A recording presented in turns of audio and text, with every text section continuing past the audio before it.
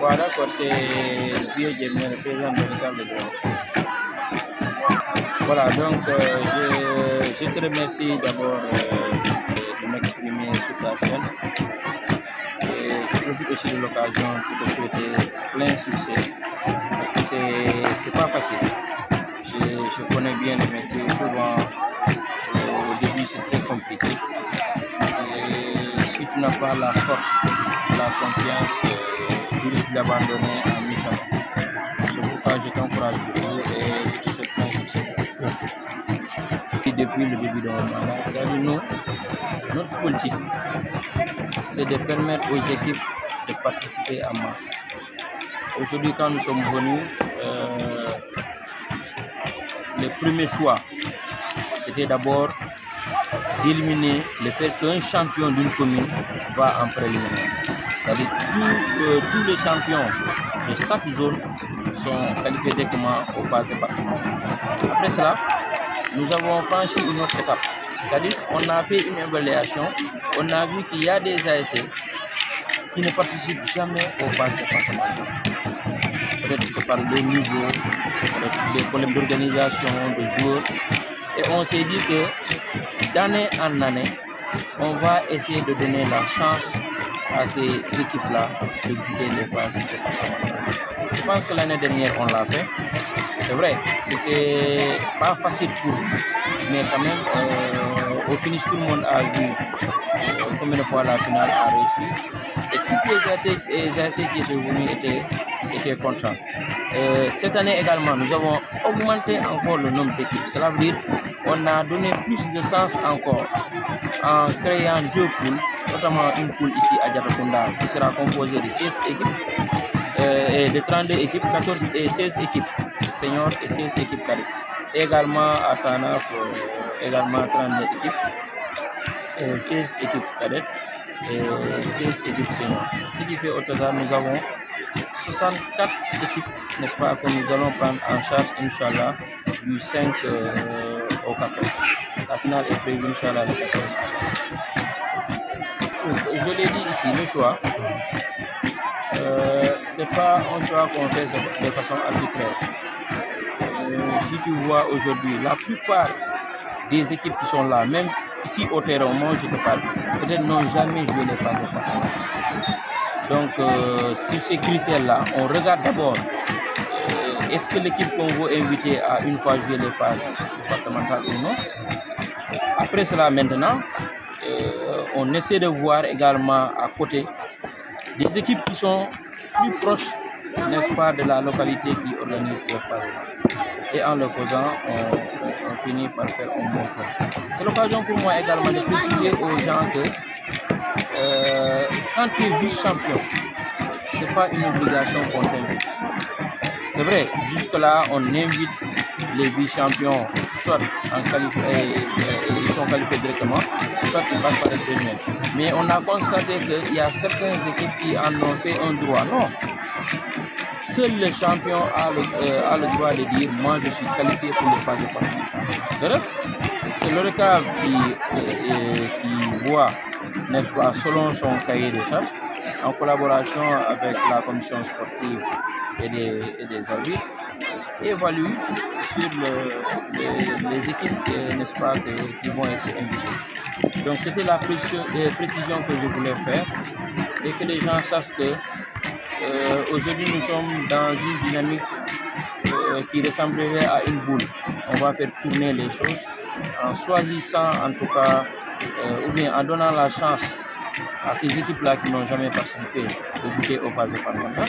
Et si vous voyez, même cette année, si vous venez ici à Diatakunda ou bien à Tanaf, vous allez voir que presque 70 à 90% des équipes qui sont là-bas n'ont presque jamais goûté les phases départementales. Donc c'est une motivation, ça donne plus d'engouement et les ASC sont motivés davantage à participer aux navitans dans les zones. Parce qu'ils se diront peut-être qu'un jour viendra et seront invités. Ce que je peux dire, partout où je passe, c'est la même question qu'on me pose. Aujourd'hui, dans beaucoup de terrains, il y a beaucoup de problèmes de violence, soit dans les terrains ou bien des ASC, une fois dans leur quartier respectif, se mettent à se battre à créer des problèmes. Ce que je peux dire par rapport à ça, nous, notre rôle c'est quoi? C'est d'appeler à l'apaisement. On est en train de le faire. Mais à côté, nous demandons aux ASC d'avoir raison garde. Aujourd'hui, il ne sert à rien, n'est-ce pas, de créer des tensions, de se blesser, de sorte qu'il y ait des fois des plaintes par-ci, par-là. Ensuite, les gens sont en train de courir de gauche à droite pour retirer les plaintes. C'est compliqué. Aujourd'hui, nous sommes dans le domaine du football. Quelqu'un qui n'est pas sportif, il n'a qu'à rester chez lui. Moi qui vous parle, j'ai une ASC, mais depuis 4, je ne sais pas, 5 ans, cette ASC a des difficultés, mais vous n'entendrez jamais cette ASC-là créer un problème au terrain, parce que moi, je tiens chaque fois des réunions avec eux, de sensibilisation. C'est ce que tous les dirigeants doivent faire avec les ASC. Chaque fois, il faut sensibiliser davantage. Leur faire comprendre que le football, c'est un moment de fraternité, comme je le dis, de rassemblement, d'échange peut-être de culture, je ne sais quoi, de tradition, parce que nous n'avons pas les mêmes traditions. En tout cas, que les gens comprennent que c'est un facteur d'union. Pour ne pas citer tous les autres aspects, c'est un facteur d'union, de rassemblement. Et les gens doivent le comprendre avant d'aller au terrain. Je pense que si tout le monde le comprend, si on vient au terrain, quel que soit le score, que tu auras gagné, tu auras perdu ou tu auras fait match nul, je pense que tu rentreras chez toi sans problème. Aujourd'hui, les jeunes ont tendance à dire qu'il faut aller à l'extérieur pour pouvoir gagner sa vie.